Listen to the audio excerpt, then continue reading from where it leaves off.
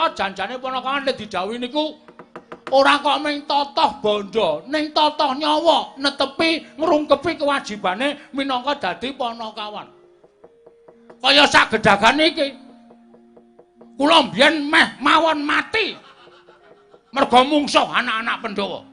Dek kapan? Dek lakon Semar Bangun Kayangan. Sampeyan ampun kaget. Kula ya ora ana sing mbelani. Saniki Petruk niku le momong sapa-sapa sirah dienggo sikil, sikil dienggo bokong. Blas ora ngarepake apa-apa. Ora ngarepake sesule apa-apa. Petruk ya ora tau njaluk undakan bayar. Petruk niku nampa. Apa anane? Petruk niku abdi sing nyenengake. Ora do njaluk undakan bayar. Ming cangkeme gedumel.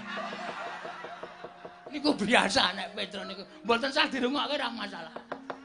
Dianggep Petruk ora krungu. Ngoten.